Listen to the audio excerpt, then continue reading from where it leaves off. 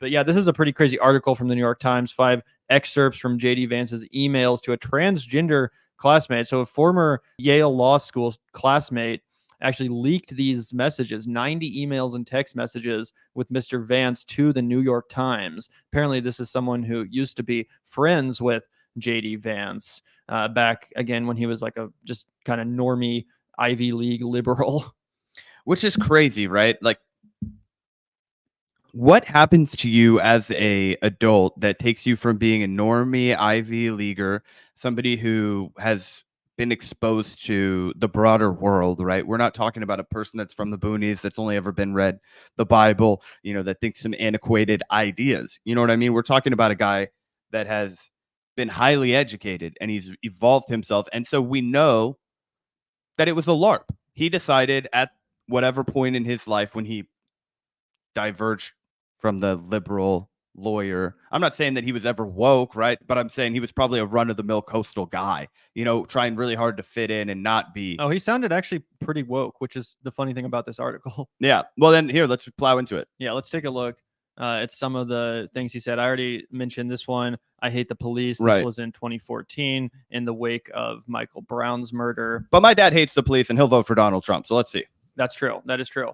In 2015, in December, he said, what seems different to me is that the Republican Party offers nothing that's as attractive as the demagogue. Mr. Vance was opposed to Trump's candidacy. In December of that year, Nelson wrote to Mr. Vance that a Muslim friend had said that women wearing hijabs no longer felt safe doing simple things like going to the grocery store. Vance responded. He said, I'm obviously outraged at Trump's rhetoric, and I worry most of all how welcome Muslim citizens feel in their own country. But I also think that people have always believed crazy shit, and there have always been demagogues willing to exploit the people who believe crazy shit. So this is just like normie, like kind of NPR analysis, you know what I'm saying, of Trump and his racism and demagoguery. Can you pull that back up also? Oh, this one? Just that, and there have always been demagogues willing to exploit the people who believe crazy shit. Talk about a self-confession right there. That's who you became. You became the person you just described. And you obviously know that it's wrong. You know it's immoral. And you're so selfish. You're so narcissistic. Your hubris level is off the charts that you think, oh, I'm entitled to behave this way. Oh, I'm entitled to mislead the public because it's actually going to be really good for me and my family. Yep, exactly. And I'm sure he has his own, internal justifications. Oh, this is what I have to do to rise the ranks in politics. And then once Trump is out of the way, my actual ideology will be what's important and what I can further. Of course, these are always the internal justifications that people make.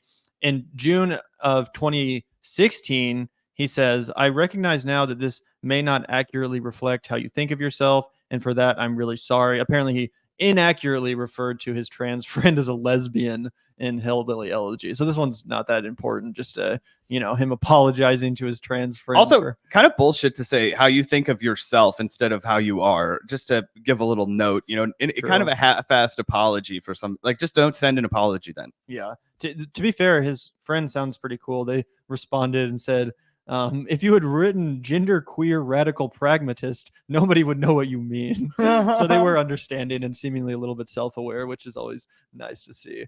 That's funny. And JD says, I hope you recognize that the description came from a place of ignorance when I first started writing years ago. That's pretty funny. Again, this guy just seems like a total normie, just like a NPR listener or something from back in the day, before he decided that this was the easiest way to get power. It's kind of like being a YouTuber. What's the easiest way to get a lot of views? We were just talking about it. Just become an unhinged, rabid right-winger spreading MAGA propaganda. It's kind of the same thing in the political realm. It's not that hard. All you have to do is brown nose Trump the hardest, tell him whatever he wants to hear, and you can find yourself in the vice presidency. Yeah, absolutely. The more white people feel like voting for Trump, the more black people will suffer. Yeah, it's crazy. This is an insane amount of self-confession right here. Yep. Before he fucked couches, who was he? Yep. So again, a lot of comments just kind of proving that he was a bit of a normie liberal, maybe at most like a enlightened centrist or something. In October of 2016, He said, who was he calling a morally reprehensible human? Maybe Trump. He says, Mr. Vance, living in California at the time, wrote, I'm counting my lucky stars that I live in a place where I don't have to vote for her because the margin will be so huge. Because I know I could never support Trump if it really mattered. Dude, sounds like us. hilarious. I think if anything matters anymore, this is going to be absolutely devastating to the Donald Trump campaign. It's going to be humiliating because his base is going to feel like he chose somebody who didn't even really believe in the mission. That's not even a real Republican, and that the people he needs to support him already don't like. So not only does he need swing voters, right? People who were wanting security, economic policy, all that stuff. No, this guy doesn't even really believe in any of that. He's just decided to spout culture war nonsense, the shit you don't like and don't care about. Redefining political liability. I think that Donald Trump is a hair away from going full Tom Eagleton with this shit, as we've been saying. I just think the only problem is he knows that JD Vance will still be the name on the ballot because they already certified him at the Republican National Convention. It's hilarious. It's hilarious how dumb, fucking incompetent Donald Trump and the Republican Party is. I mean, it's glorious. I just want to drink their tears all damn day. Oh, it's so glorious that Trump picked this loser. It's going to become such an albatross around his neck throughout this campaign season. I bet he's just, wishing so much that he had picked like Doug Burgum or some just more basic Could have taught us how to Dougie. Republican. Yeah. Let's take a look also at this article. I found this one to be pretty juicy as well from Raw Story. Deeply disturbing. JD Vance's wife expressed revulsion with Trump over the January 6th riot.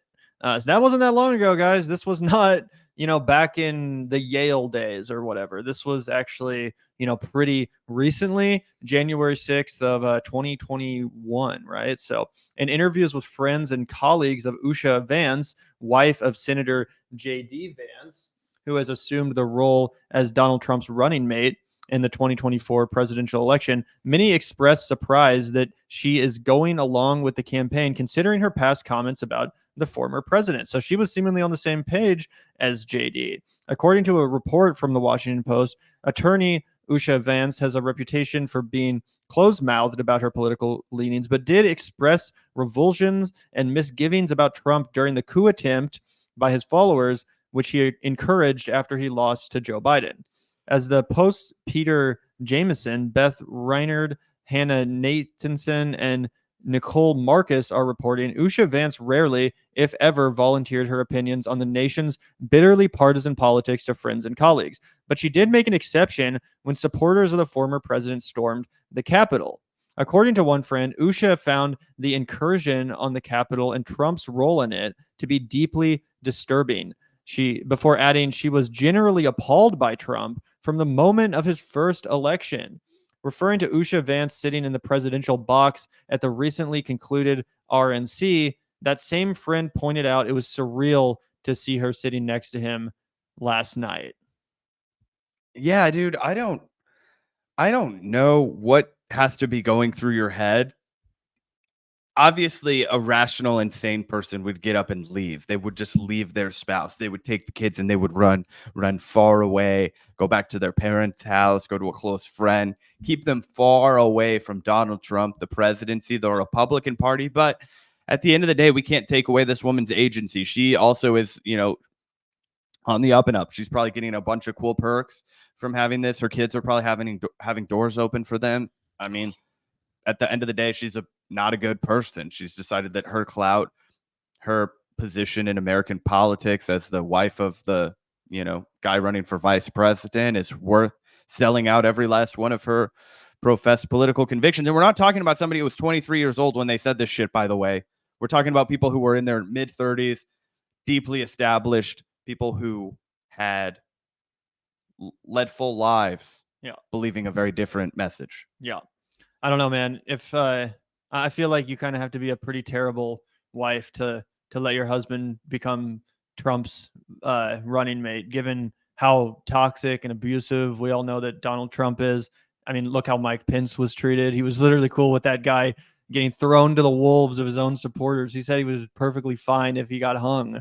I mean, that's what JD Vance has signed up for. You don't think he's going to be on the receiving end of some serious, genuine, straight up narcissistic abuse from Donald Trump, getting thrown under the bus every time it's convenient? Trump's going to blame this guy if he loses. His career is going to go down in smoke if Trump doesn't win the White House. I mean, it's definitely a risk on Reaping her what you part. sow, though. You know what I'm saying? Oh yeah, definitely. I just mean like that's if one of my loved ones was in this position, I would be like, don't do this. It's not going to end well for you. You're not going to be the future of the Republican Party just because Donald Trump picked you as VP. If anything, you're going to be a scapegoat when he loses because of how much you suck. Anyway, according to Chad Callahan, an LA-based writer who was friends with her in college, she said, "Am I surprised to see Usha speaking on stage at a major political convention? No, she's brilliant. Am I surprised to see her there to support a man who seems to think building political power by punching down at trans folks and immigrants? Yeah, that part caught me off guard." Oof. So powerful too. And if you like, they have smart friends, right? These people could savage you in the media, right? You're not hanging out with a bunch of dummies. I'm not really sure what's going on. They're like, bro, I went to law school with that guy. I've seen that guy make arguments. I know his brain works. He's just decided to be a selfish oaf. He's decided to be a hateful bigot because he knows he can garner clout for himself that way. It's humiliating. It's humiliating for his wife. And I hope that she comes to her senses and leaves this stupid ass. Yeah, it's genuinely crazy. And again, here we see, it's almost like an Aesop fable, right? They sacrificed all of their credibility, their reputation, among serious people, right? They sacrificed that all. And for what? Like I said, to be thrown under the bus. You don't think that Donald Trump is going to throw JD Vance right under the goddamn bus as soon as it's convenient for him? Of course he is. It might happen before the freaking election. He's already probably thinking about it. 100% if Donald Trump loses, JD Vance will be blamed, not just by Trump, but by the, sycophantic right-wing media that, of course, they're not going to blame Trump. They're not going to actually take any accountability or a moment for self-reflection. Maybe the MAGA movement isn't the right direction for the Republican Party. No, of course not. JD Vance will forever go down in history as one of the worst vice presidential picks, up there with Sarah Palin, Dan Quayle, etc. This is not Tom in Eagleton. any way a good thing for his career, for his future. It's just crazy that they've sacrificed all their credibility in high society or whatever for this pathetic result. Yep, he went from being the hillbilly elegy guy to the Ku Klux Care Bear, and that's about all you can say about that.